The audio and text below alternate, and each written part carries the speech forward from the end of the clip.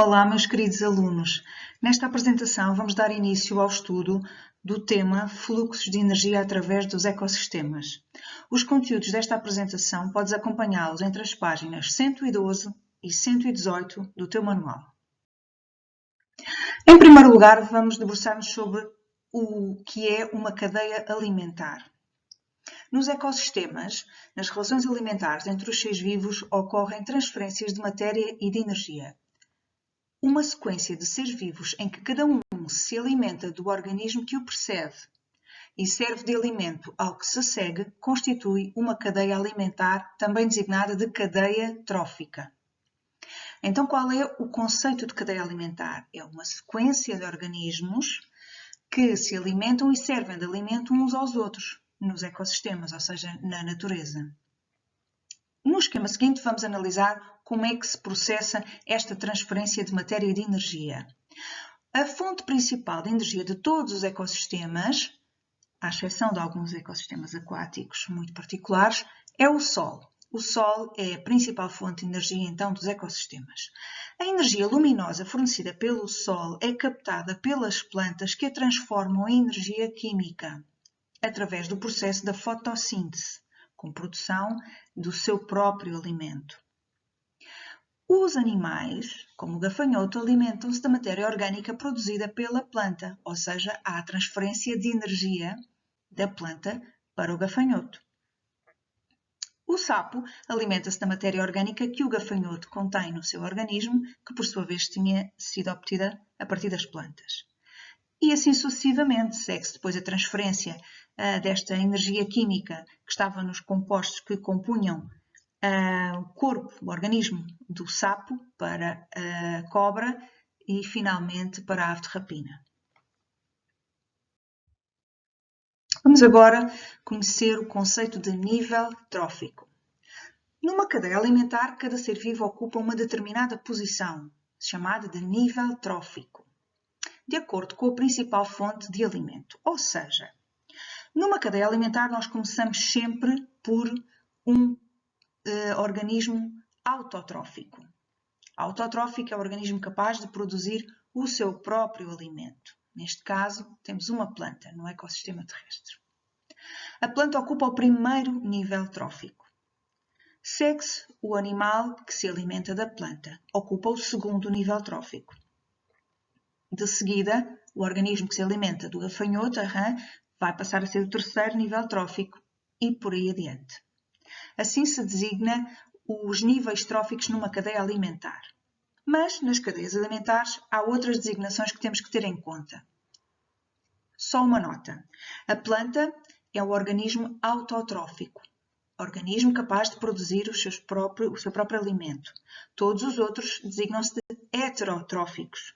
Têm que obter a sua energia a partir de alimentação, de alimento, ou seja, ingerindo outros seres vivos.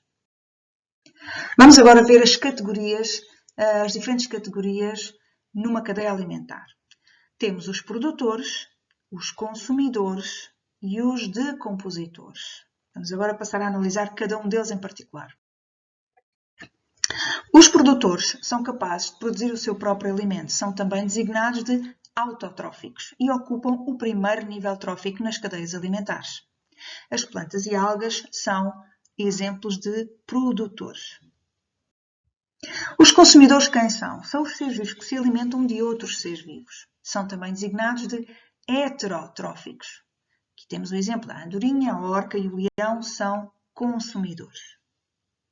Depois já vamos ver mais detalhadamente que eles podem ter designações diferentes. Ou seja, os consumidores primários ou de primeira ordem são aqueles que se alimentam diretamente do produtor. Então, são também designados de herbívoros. Ocupam o segundo nível trófico. Aqui temos que ter atenção, porque o consumidor de primeira ordem já é o segundo nível trófico, porque atrás dele temos o primeiro nível trófico, que é o produtor. Portanto, há sempre o desfazamento. O consumidor de primeira ordem já é o segundo nível trófico. Vamos continuar.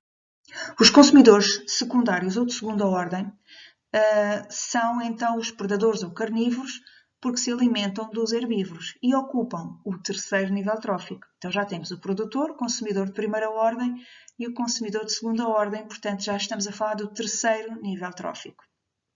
Existem, dependendo do tamanho da cadeia alimentar considerada, consumidores de terceira ordem ou quarta ordem. Depois existem uma categoria de seres vivos nos ecossistemas que normalmente nós não as incluímos quando desenhamos uma cadeia alimentar, no entanto elas fazem parte de todas as cadeias alimentares. Estamos a falar dos decompositores. Os decompositores são seres vivos também heterotróficos que utilizam substâncias provenientes de todos os seres vivos, decompondo-as em substâncias minerais. As bactérias e os fungos desempenham este papel. Ou seja, os decompositores são os seres que nas cadeias alimentares se ocupam de fazer a reciclagem da matéria.